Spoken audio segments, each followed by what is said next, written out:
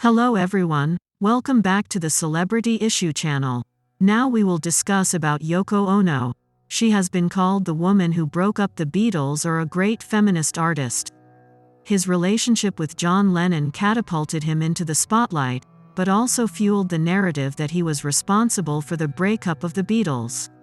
Let's check it out. Yoko Ono, the woman who broke up the Beatles or great feminist artist. Ignorant wizard or arrogant charlatan?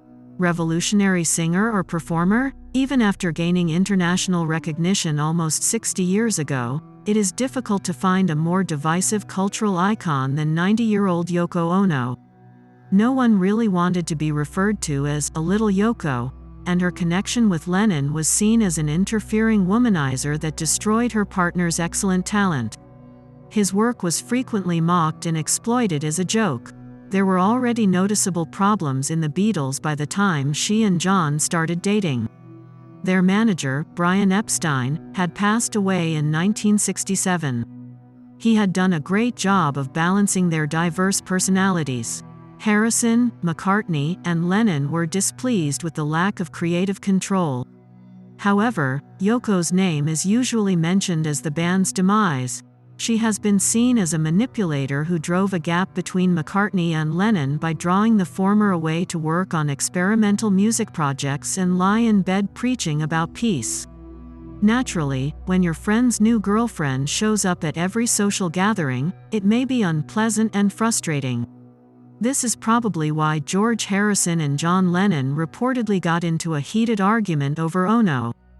Ono, meanwhile, appears to be a strange but generally detached presence in Peter Jackson's Get Back documentary, which follows the 1969 recording of Let It Be, little evidence of interference.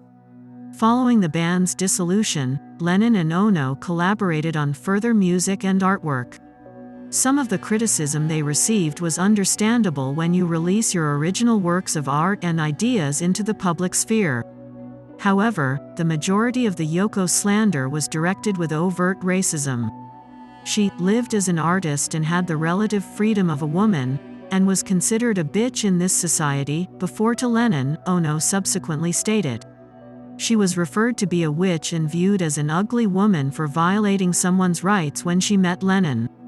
In order to escape pressure from the media team, Lennon then made the decision to depart England with Ono. However, that did not improve matters. In 1970, an interview with Ono was published in Esquire with the menacing headline, "John Lennon's Exclusive Gloopy." Their son Sean was born in 1975, and they took a long break from recording after that. They collaborated once more in 1980 on the album Double Fantasy, which was supposed to be Lennon's return. However, on December 8, 3 weeks after the album's release, he was murdered and killed outside the couple's Manhattan apartment building. This was Lennon's final effort.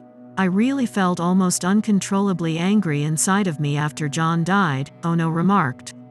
"And I had the overwhelming feeling that I had to take action."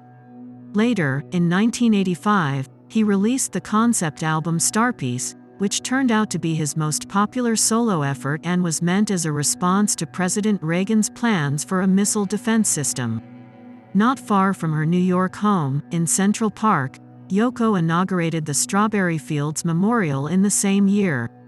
Since then, she has worked with younger artists who have been impacted by her work, such as Lady Gaga, Peaches, and the Flaming Lips. She has also increased her involvement by founding the Lennon-Ono Grant for Peace, which is awarded to artists working in conflict areas, and by opposing fracking. Okay guys, thank you for watching. Don't forget to like, comment, and subscribe. See you next video.